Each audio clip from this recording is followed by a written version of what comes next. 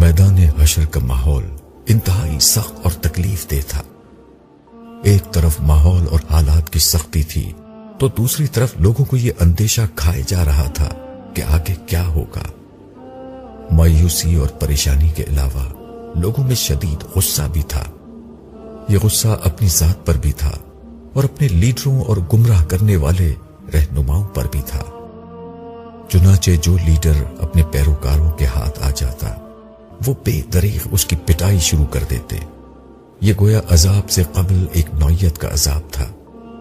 ایسے تماشے اس وقت میدان حشر میں جگہ جگہ ہو رہے تھے۔ پیروکار اپنے لیڈروں کو، اصاغرین اور اپنے اکابرین کو، عقیدت مند اپنے علماء اور درویشوں کو بے دردی سے پیٹ رہے اور اپنا غصہ نکال رہے تھے۔ مگر اب کیا فائدہ؟ البتہ اس طرح پریشان اور افسردہ حال لوگوں کو ایک طرح کا تماشا دیکھنے کو ضرور مل رہا تھا۔ ہم اس طرح کے تماشے دیکھتے ہوئے آگے بڑھتے رہے۔ راستے میں میں نے صالح سے کہا، میں تو یہ سوچ کر پریشان ہوں کہ دنیا میں کچھ دیر کی لوڈ شیڈنگ اور گرمی سے ہماری حالت انتہائی ابتر ہو جاتی تھی۔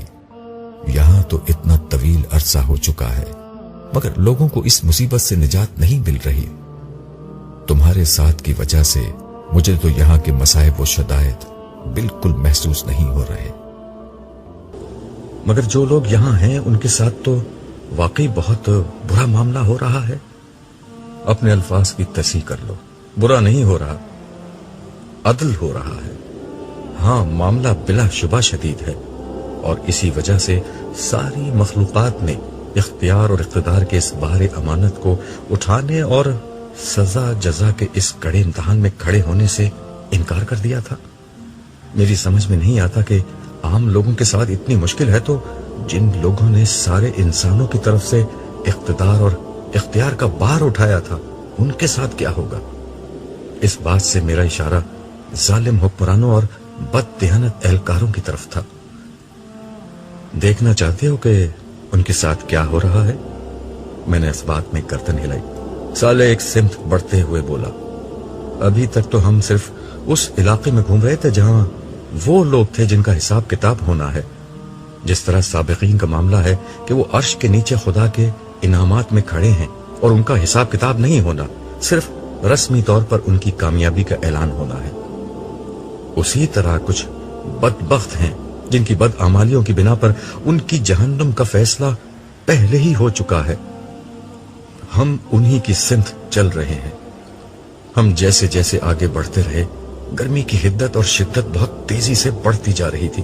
مجھے اس کا اندازہ اس بڑھتے ہوئے پسینے سے ہوا جو لوگوں کے جسم سے بہہ رہا تھا۔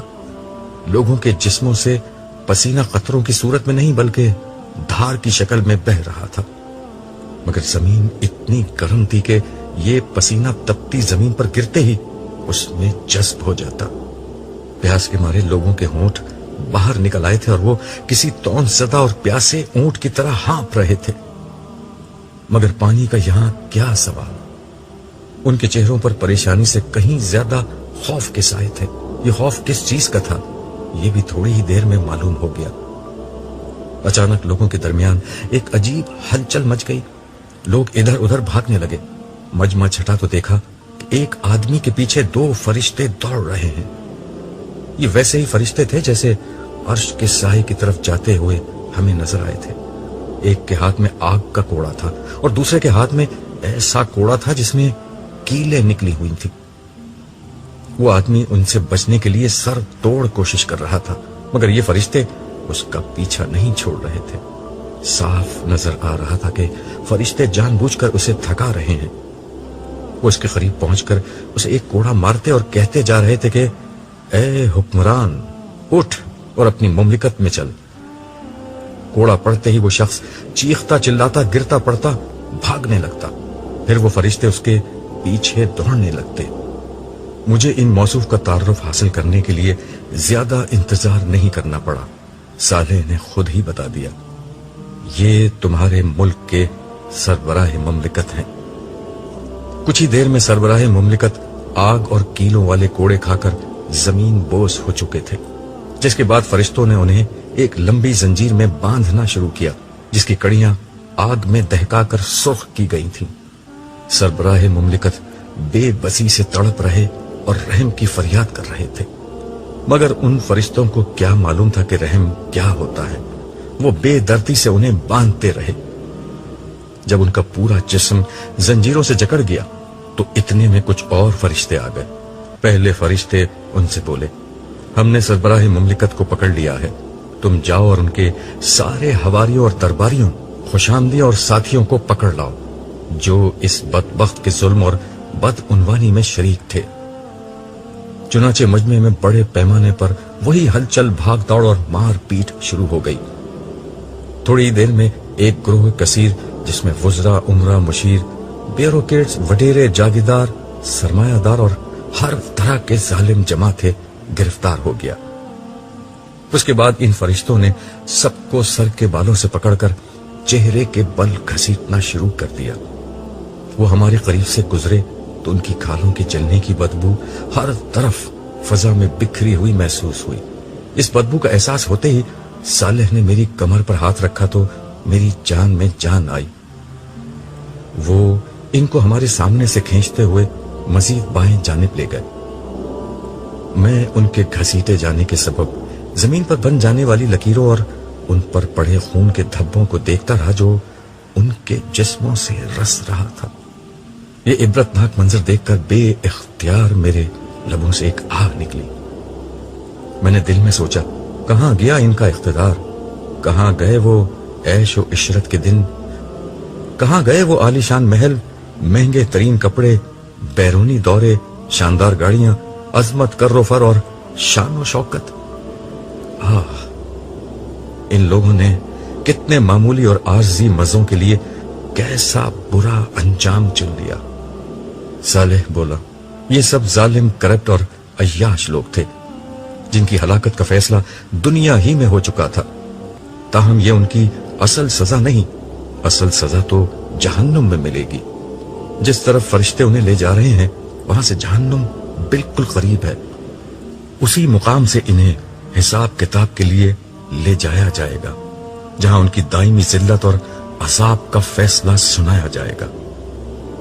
پھر انہیں دوبارہ بائیں طرف لایا جائے گا، جہاں سے گروہ در گروہ انہیں جہنم میں ڈال دیا جائے گا۔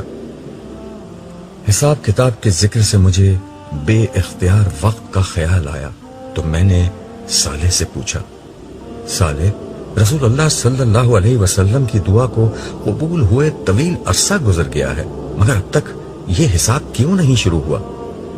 یہ تم سمجھتے ہو کہ طویل عرصہ ہوا ہے۔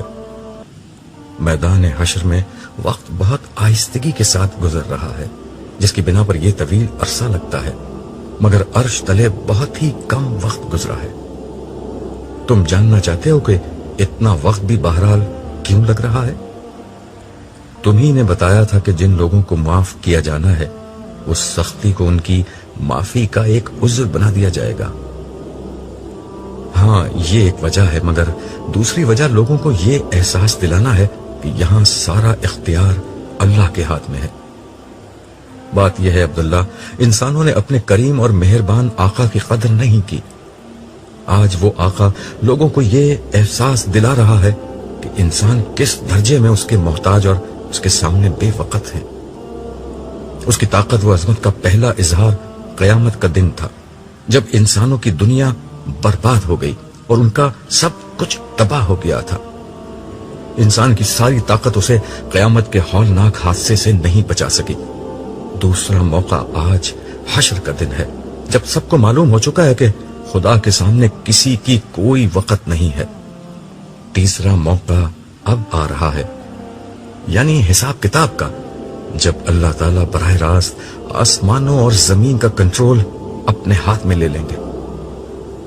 تو کیا ابھی تک ایسا نہیں ہوا؟ نہیں، ابھی تک ایسا نہیں ہوا۔ ابھی تک نظام کائنات بظاہر فرشتے چلا رہے ہیں اور اللہ تعالیٰ صرف ان کو احکامات دے رہے ہیں۔ تھوڑی دیر میں وہ سارے معاملات براہ راست خود سنبھال لیں گے، تاکہ جنوں، انسانوں اور فرشتوں سمیت ہر مخلوق جان لے کہ سارا اختیار اور اقتدار صرف اللہ ہی کے ہاتھ میں ہے۔ سرے دست سارے آسمانوں میں بکھری ہوئی کائنات جو لامتناہی فاصلوں پر پھیلی ہوئی تھی اس کو سمیٹا جا رہا ہے۔ تمہیں تو معلوم ہے کہ پچھلی دنیا میں یہ کائنات لمحہ بلمحہ پھیل رہی تھی، اب اللہ کے حکم پر فاصلے سمٹ رہے ہیں، اور یہ بے شمار کہکشائیں، ستارے اور سیارے جو پوری کائنات میں پھیلے ہوئے ہیں دوبارہ قریب آ رہے ہیں۔ ایسا کیوں ہے؟ میں نے حیرت سے پوچھا۔ یہ اس لیے ہے کہ اللہ تعالیٰ ان سب کو اہل جنت میں بطور انعام تقسیم کر دیں گے، پھر ان جگہوں پر اللہ کے انعام یافتہ بندوں کی بادشاہی اور اقتدار قائم ہو جائے گا۔ کائنات کو واپس سمیٹنے کا عمل ہی وہ چیز ہے جسے قرآن کریم نے آسمانوں کو خدا کے داہنے ہاتھ پر لپیٹ لینے سے تعبیر کیا ہے۔ پھر صالح نے آسمان کی طرف نظر کی، اس کی پیروی میں نے بھی اوپر دیکھا۔ سورج بدستور دہک رہا تھا۔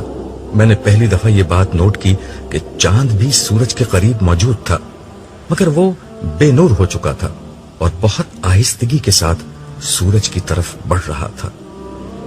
یہ دیکھ کر صالح نے کہا، آج آسمان و زمین بدل کر کچھ سے کچھ ہو چکے ہیں۔ زمین پھول کر بہت بڑی ہو چکی ہے اور یوں اس کے رقبے میں کئی گنا اضافہ ہو چکا ہے۔ مجھے یاد ہے کہ زمین کا قطر 25,000 کلومیٹر تھا، مگر اب اس میں کئی گنا اضافہ ہو چکا ہے۔ ساتھ ہی یہ زمین اب اس سے کہیں زیادہ حسین اور خوبصورت ہے جتنی پہلے تھی۔ اسرافیل نے 2 دفعہ سور پھونکا تھا۔ پہلی دفعہ سب کچھ تباہ ہو گیا تھا، جبکہ دوسرے سور پر انسانوں کو زندہ کر دیا گیا۔ ان دونوں کے بیچ میں اللہ تعالیٰ کے حکم سے زمین بڑی ہوئی اور فرشتوں نے اس پر اہل جنت کے لیے اعلیٰ ترین گھر، محلات، باغات اور ان کے سکون و تفریح کے لیے بہترین چیزیں اور تمہارے لیے ناقابل تصور حد تک حسین ایک نئی دنیا بنا دی ہے۔ ہر جنتی کو اس کا گھر اسی زمین میں دیا جائے گا اور اسے رہنے بسنے کے لیے بڑے بڑے رقبے دیے جائیں گے۔ زمین کے وسط میں دہکتے ہوئے آتش فشاں اور کھولتے پانی کے چشموں کے درمیان میں اہل جہنم کا ٹھکانہ ہوگا۔ میں نے اس کی بات کا خلاصہ کرتے ہوئے کہا، تم نے جو کچھ کہا ہے قرآن کریم کے بیانات سے مجھے اس کا پہلے ہی اندازہ تھا۔ قرآن کریم کے بیان سے یہ معلوم ہوتا ہے کہ زمین کے وارث خدا کے نیک بندے ہوں گے اور سطح زمین جنت میں بدل دی جائے گی جہاں اہل جنت کا ٹھکانہ ہوگا۔ زمین کے بیچ میں اہل جہنم ہوں گے، جبکہ آسمانوں میں موجود ستارے اور کہکشائیں بطور انعام و بادشاہی اہل جنت میں تقسیم ہوں گے۔ ویسے ان میں کیا ہوگا؟ اس کی تفصیل دربار والے دن سامنے آئے گی۔ دربار والی بات یاد ہے نا؟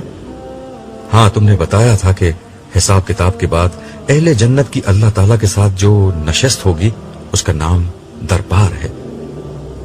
اس نشست میں تمام اہل جنت کو ان کے مناصب اور مقامات رسمی طور پر تفویض کیے جائیں گے۔ یہ لوگوں کی ان کے رب کے ساتھ ملاقات بھی ہوگی اور مقربین کی عزت افزائی کا موقع بھی ہوگا۔ ہاں، اس روز انعام بھی دیا جائے گا اور کام بھی بتایا جائے گا۔ اتنی دیر میں بے نور چاند سورج میں ضم ہو چکا تھا۔ یہ دیکھ کر صالح بولا، آسمان پر موجود نشانیاں بدل رہی ہیں۔ چاند کا سورج میں ضم ہو جانا اسی کی ایک علامت ہے۔ اس کا مطلب یہ ہے کہ سارے آسمان سمیٹ لیے گئے ہیں۔ اب کسی بھی لمحے پروردگار عالم کا ظہور ہوگا اور وہ عدالت شروع ہو جائے گی جس کا انتظار تھا۔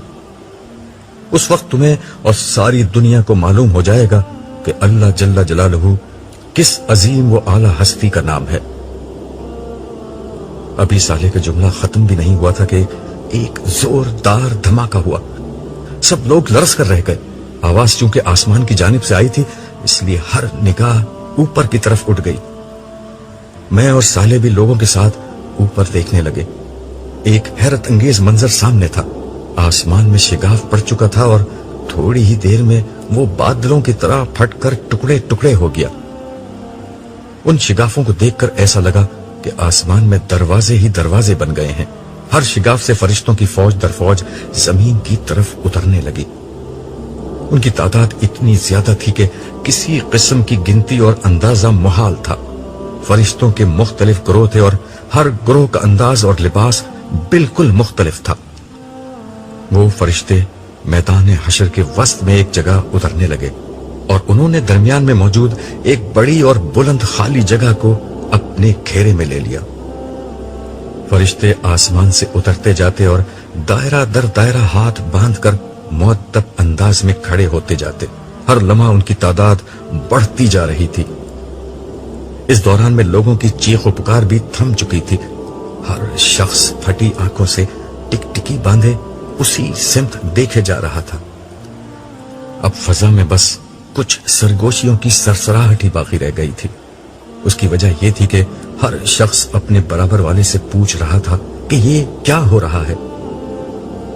مجھے قدرے اندازہ تھا کہ یہ کیا ہو رہا ہے، لیکن پھر بھی میں نے صالح سے وضاحت چاہی۔ اس نے حسب توقع جواب دیا، حساب کتاب شروع ہو رہا ہے، بارگاہ اہدیت کا دربار سجایا جا رہا ہے، یہ اس کا پہلا مرحلہ ہے۔ فرشتے مسلسل اتر رہے ہیں اور کافی دیر تک اترتے رہیں گے۔ اس کے بعد سب سے آخر میں حاملین عرش اتریں گے۔ تم تو ان سے مل چکے ہو، وہ اس وقت 4 تھے، اب 4 مزید ان میں شامل ہو جائیں گے۔ کل 8 فرشتے عرش الہی کے ساتھ نازل ہوں گے۔ عرش الہی، میں نے زیر لب ان الفاظ کو دہرایا۔ صالح نے مزید وضاحت کرتے ہوئے کہا، تم تو سمجھ سکتے ہو اللہ تعالیٰ عرش پر بیٹھتے نہیں ہیں، وہ اس طرح کے تمام انسانی تصورات سے پاک ہیں۔ یہ عرش اصل میں مخلوق کے رجوع کرنے کی جگہ ہے، جیسے دنیا میں بیت اللہ ہوا کرتا تھا بطور قبلہ۔ اللہ کے گھر کا مطلب یہ نہیں تھا کہ اللہ تعالیٰ وہاں رہتے تھے، لیکن انسان اس کی طرف جب رخ کرتا تھا تو اس کے لیے وہ ایک مقام رجوع بن جاتا تھا۔ اسی طرح آج عرش الہی کے ذریعے سے لوگ اللہ تعالیٰ کے ساتھ مکالمہ کریں گے۔ میں نے پوچھا، گویا لوگ اللہ تعالیٰ کی بات سنیں گے؟ صالح نے کہا، ہاں، ویسے ہی جیسے حضرت موسیٰ نے طور کی وادی میں ایک درخت کے اندر سے اللہ تعالیٰ کی آواز آتے ہوئے سنی تھی۔ اور ہاں عبداللہ، ایک بہت خاص بات بھی سن لو۔ میں پوری طرح متوجہ تو تھا ہی، لیکن اب یکسوئی سے اسے دیکھنے لگا۔ حاملین عرش کے نزول کے ساتھ ہی عرش نور الہی کی تجلی سے جگمگا اٹھے گا، جس کے ساتھ پوری زمین پر اس نور کا اثر پھیل جائے گا۔ اس کا مطلب یہ ہوگا کہ زمین اپنے رب کے نور سے روشن ہو جائے گی اور معاملات اب براہ راست اللہ تعالیٰ کی اپنی نگرانی میں انجام پانا شروع ہو جائیں گے۔ یہ مطلب ہے قرآن کریم کی اس بات کا کہ زمین کو خدا اپنی مٹھی میں لے لے گا۔ اس وقت پہلا حکم یہ دیا جائے گا کہ ہر شخص اللہ تعالیٰ کے حضور سجدے میں گر جائے۔ عبداللہ، اس وقت بہت عبرتناک منظر سامنے آئے گا۔ تم دیکھو گے کہ سارے فرشتے سجدے میں ہوں گے۔ عرش کے دائیں ہاتھ کی طرف عرش الہی کے مامون سائے میں موجود سارے انبیاء، صدیقین، شہداء اور صالحین سب سجدے میں ہوں گے۔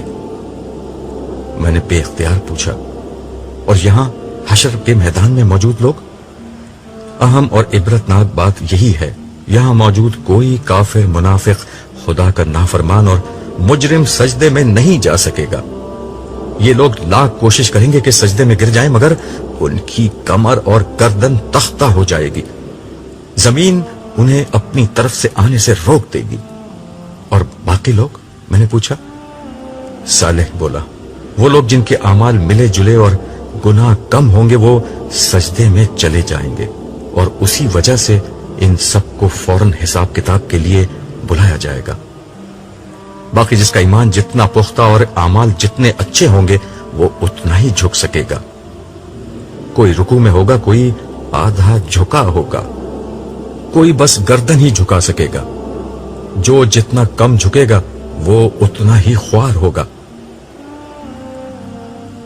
میں بات سمجھتے ہوئے سر ہلا کر بولا، اچھا، اس کا مطلب ہے کہ لوگوں کو اس وقت اپنے مستقبل کا کسی قدر اندازہ ہو جائے گا؟ صالح نے کہا، نہیں، تمہیں یہ باتیں میں بتا رہا ہوں، انہیں یہ اندازہ نہیں ہوگا۔ البتہ سجدہ نہ کرنے پر ذلت کا احساس اور کرنے پر ایک نوعیت کا اطمینان ہو جائے گا۔ البتہ لوگ یہ اچھی طرح جان لیں گے کہ خدا کون ہے، جس ہستی کو بھلا کر زندگی گزاری تھی وہ کون ہے۔ آج لوگوں کو معلوم ہو جائے گا کہ بادشاہوں کا بادشاہ کون ہے، شہنشاہوں کا شہنشاہ کون ہے، کون معبود برحق ہے، کون ہے جس کا اقتدار اس کائنات پر قائم ہے، کون ہے جس کے ہاتھ میں کل بھلائی اور تمام خیر ہے، کون ہے جس کے اشارے سے تقدیر بن اور بگڑ سکتی ہے، کون ہے جو ہر شخص سے ہر عمل کے بارے میں پوچھ سکتا ہے مگر اس سے اس کے فیصلے کے بارے میں کچھ نہیں پوچھا جا سکتا، کون ہے جو ہر حمد، ہر شکر، ہر قیام، ہر رکوع، ہر سجدے، ہر نیاز، ہر عاجزی، ہر محبت، ہر تسبیح، ہر تکبیر کا مستحق ہے۔ اللہ اکبر، اللہ اکبر، اللہ اکبر۔ یہ الفاظ کہتے ہوئے صالح کے جسم پر ایک لرزہ طاری ہو گیا اور آخری اللہ اکبر کہتے ہوئے وہ سجدے میں گر گیا۔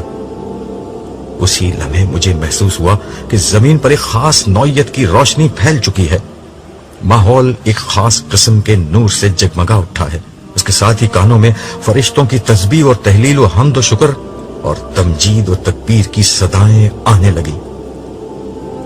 مجھے اندازہ ہو گیا کہ عرش الہی کی تجلیات سے ماحول منور ہو چکا ہے، مگر میں اس پورے عمل میں نظر جھکا کر کھڑا رہا تھا۔ ڈر کے مارے میں نے عرش کی طرف دیکھنے کی کوشش ہی نہیں کی تھی۔ کچھ دیر نہ گزری تھی کہ میرے کانوں نے جبریل امین کی مانوس مگر انتہائی باروب آواز بلند ہوتی سنی، آج کے دن بادشاہی کس کی ہے؟ جواب میں سارے فرشتے پکار اٹھے، تنہا غالب رہنے والے اللہ کی۔ جبریل امین یہ سوال بار بار دہراتے اور ہر بار فرشتے با آواز بلند یہی جواب دیتے۔ اس عمل نے میدان حشر میں ایسا حشر برپا کر دیا کہ دل لرزنے لگے۔ آخرکار ایک صدا بلند ہوئی، اور رحمان کے بندے کہاں ہیں؟ پروردگار عالم کے غلام کہاں ہیں؟ اللہ جل جلالہ کو اپنا معبود، اپنا بادشاہ اور اپنا رب ماننے والے کہاں ہیں؟ وہ جہاں بھی ہیں خداوند سارے جہاں کے رب کے حضور سجدہ ریز ہو جائیں۔ یہ سننا تھا کہ میں کچھ دیکھنے کی کوشش کیے بغیر ہی صالح کے برابر میں سجدہ ریز ہو گیا۔ میدان حشر میں ایک دم خاموشی چھا گئی، ایسا سناٹا تھا کہ سوئی زمین پر گرے تو اس کی آواز بھی سنائی دے جائے۔ میں نے سجدے کے عالم میں جتنی عافیت اس لمحے محسوس کی، زندگی میں کبھی محسوس نہ کی تھی۔ دوسروں کا تو نہیں معلوم کہ وہ سجدے میں کیا کہہ رہے تھے، مگر میں اس لمحے زار و خطار اللہ تعالیٰ سے درگزر اور معافی کی درخواست کر رہا تھا۔ نہ جانے کتنی دیر تک ہو کا یہ عالم طاری رہا۔ اس کے بعد اچانک ایک صدا بلند ہوئی، هو اللہ لا الہ الا ہو۔ مجھے پہلے بھی اس کا تجربہ تھا کہ حاملین عرش کے اس اعلان کا مطلب مخاطبین کو یہ بتانا ہوتا ہے کہ اب صاحب عرش کلام کر رہا ہے۔ آواز آئی، میں اللہ ہوں، میرے سوا کوئی معبود نہیں۔ یہ الفاظ وہی تھے جو میں نے عرش کے قریب سجدے میں پہلی دفعہ سنے تھے، مگر یہ آواز اس آواز سے قطعاً مختلف تھی۔ اس آواز میں جو جلال، تحکم اور سختی تھی وہ اچھے اچھوں کا پتا پانی کرنے کے لیے بہت تھی۔ لمحہ بھر کے لیے ایک وقفہ آیا جو 4 سو پھیلے ہوئے محیط سناٹے سے لبریز تھا۔ اس کے بعد بادلوں کی کڑک سے بھی کہیں زیادہ سخت اور گرجدار آواز بلند ہوئی، میں ہوں بادشاہ، کہاں ہے سرکش، کہاں ہے متکبر، کہاں ہے زمین کے بادشاہ؟ یہ الفاظ بجلی بن کر گونجے۔ لوگوں نے اس بات کا جواب تو کیا دینا تھا، ہر طرف رونا پیٹنا مچ گیا۔ اس آواز میں جو سختی، روب اور ہیبت تھی اس کے نتیجے میں مجھ پر لرزہ طاری ہو گیا. مجھے زندگی کا ہر وہ لمحہ یاد آ گیا جب میں خود کو طاقتور، بڑا اور اپنے گھر ہی میں صحیح خود کو سربراہ سمجھتا تھا. اس لمحے میری شدید ترین خواہش تھی کہ زمین پھٹے اور میں اس میں سما جاؤں. میں کسی طرح خدا کے قہر کے سامنے سے ہٹ جاؤں. انتہائی بے بسی کے عالم میں میرے منہ سے یہ الفاظ نکلے: کاش میری ماں نے مجھے پیدا ہی نہ کیا ہوتا. اس کے ساتھ ہی میرے دل و دماغ نے میرا ساتھ چھوڑ دیا اور میں بے ہوش ہو کر زمین پر گر گیا.